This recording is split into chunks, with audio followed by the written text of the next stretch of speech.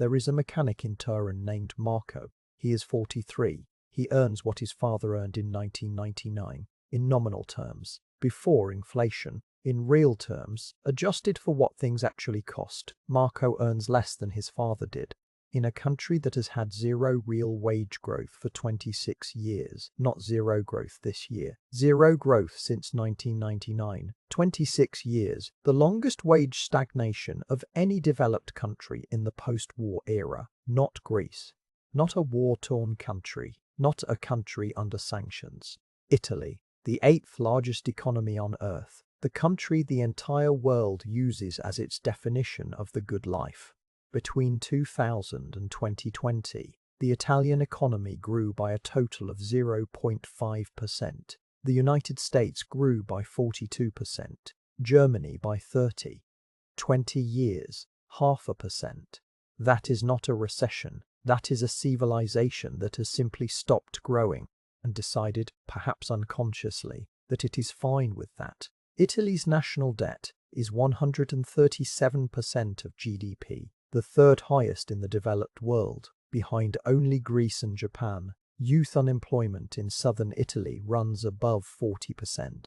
In some provinces, above 50%. 1 in 2 young people with nowhere to go. In the country that invented the concept of living well, Italy is the second largest manufacturer in Europe after Germany. It produces 70% of the world's furniture. It dominates global luxury fashion. Its machine tool industry supplies factories across Asia. The Emilia-Romagna region alone has more luxury car marques per square kilometre than anywhere on earth. The Italian family business is the backbone of the economy. Generations of craftsmen passing down trades. A jeweller in Valenza, a glassblower in Murano, a leatherworker in Florence. The Renaissance, the first universities, Galileo, Leonardo, Dante, the legal codes that shaped Western law, the architecture that defined every capital city in the Western world. So how does a country with that foundation end up here? How does the civilization that built the modern world produce less growth in 20 years than Portugal? The answer starts in 1999, not because that is when Italy's problems began, but because that is when Italy lost the tool it had always used to paper over them. The lira. Italy had been devaluing its currency for 50 years. Every time Italian wages got too high to compete, the lira fell, exports became cheaper, factories kept running, workers kept their jobs. When Italy joined the euro, it gave that tool away, forever. The exchange rate was fixed. If Italian wages became uncompetitive, Italy could no longer devalue its way out, and Italy could not change itself. Not because it lacked intelligence, not because it lacked will, but because the structures governing Italian economic life had been calcified for decades. Since 1999, Italy has been a country with a German currency and an Italian economy. The two have never been compatible, and the gap between them has been growing every year since. That is not a verdict against the euro. It is a description of what happens when you give a strong currency to an economy that has not done the structural work to deserve it. Italy had the wrong currency and could not change it. But the currency is not the whole story. Other countries joined the euro with structural problems and found ways to adapt. Why not? 3 structures so deeply embedded in Italian economic life that every government that has tried to touch them has either fallen or retreated. The first lock is the labour law. Italy's employment protections were written in 1970.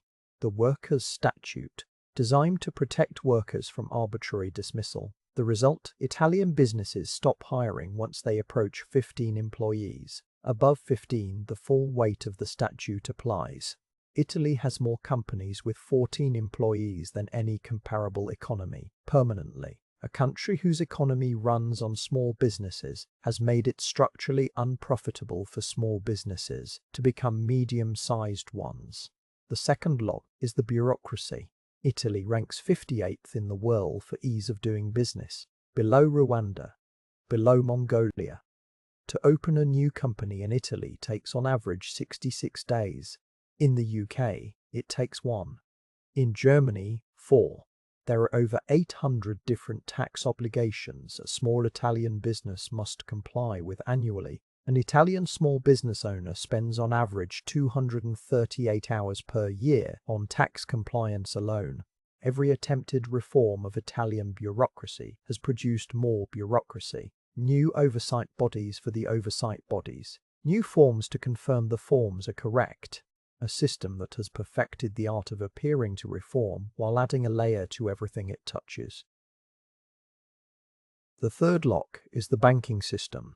Italian banks carry approximately 360 billion euros in non-performing loans, debts that will not be repaid. They have been carrying this weight for 20 years. A young Italian entrepreneur with a good idea finds it harder to get a bank loan than almost anywhere in Europe.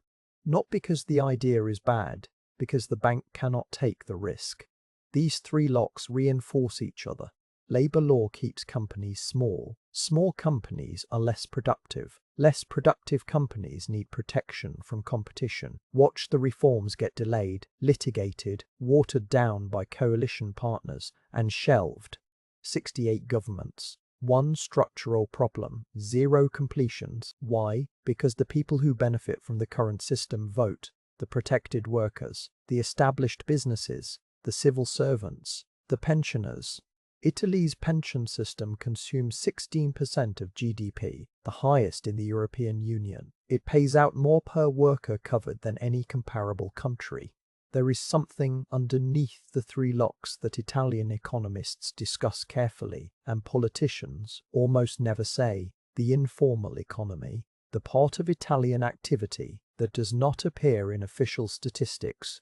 Italy's informal economy is estimated at between 12 and 20% of GDP. That is not marginal. That is a significant parallel economy that pays no tax and funds no social services. But to talk about Italy as a single economy is already a simplification. Italy is not one country with one problem. Northern Italy, Lombardy, Piedmont, Emilia-Romagna, Veneto is one of the wealthiest regions in Europe. GDP per capita comparable to Germany. Unemployment around 5%. Southern Italy, Calabria, Campania, Sicily, Sardinia is a different country. GDP per capita 40% below the north. Youth unemployment above 40%. Infrastructure decades behind. The gap between north and south has not closed in 160 years of unified Italy. Since unification in 1861, every Italian government has announced a plan to develop the South. None have succeeded. The South is not underdeveloped because it lacks potential. It is underdeveloped because the systems that should enable development do not function there. Courts in southern Italy take 3 times longer to resolve commercial disputes than in the north. Public contracts take twice as long to complete. Infrastructure investment produces half the return. And there is the thing that sits in the room when any Italian economist discusses the South. Organized crime is an economic actor. In some southern regions, it is the dominant economic actor. Italy transfers approximately 60 billion euros per year from north to south through the national budget. The north does not receive equivalent economic activity in return. The south does not develop.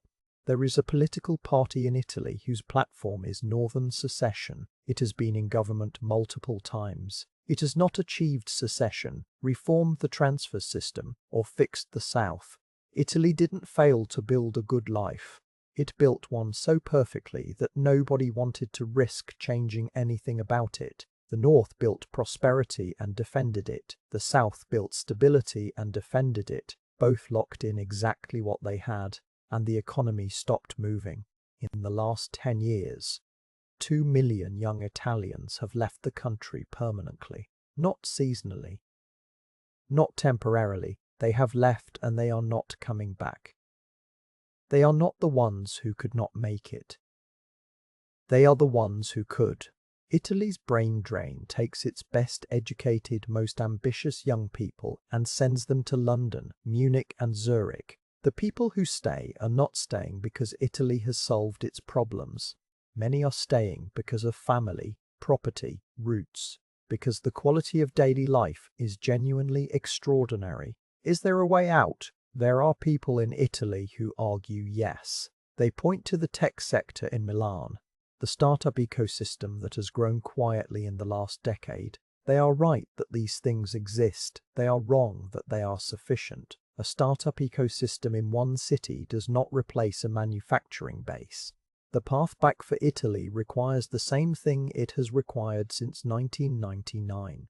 Labour market reform that allows businesses to grow. Bureaucratic simplification, a banking recapitalization that clears the bad loans. Here is the verdict. Italy is not failing. It is not collapsing. It is not Greece. It is something more interesting and harder to fix. A country that has optimized so completely for quality of life in the present that it has mortgaged its capacity to improve. The rest of the world looks at Italy and sees the life it wants. The food, the design, the landscape. Italians look at Italy and see a wage unchanged in 26 years. Back in Turin, Marco has locked up the workshop. He is walking home past the bar where his father drank after the shift, past the street where he grew up. He is not angry. He is not protesting. He is walking home. He has the life he has. It is genuinely good in ways that cannot be measured in GDP. He knows this. He also knows that his son, if he has one, will earn the same wage he earns, in real terms, unless something changes, and nothing has changed in 26 years. Italy didn't fail to build a good life. It built one so perfectly that nobody wanted to risk changing anything about it. That is not a criticism, it is an observation. Subscribe to World Fracture and tell me in the comments, is Italy's stagnation a failure or a choice? And if you are Italian, do you stay or do you go? I want to know what you think.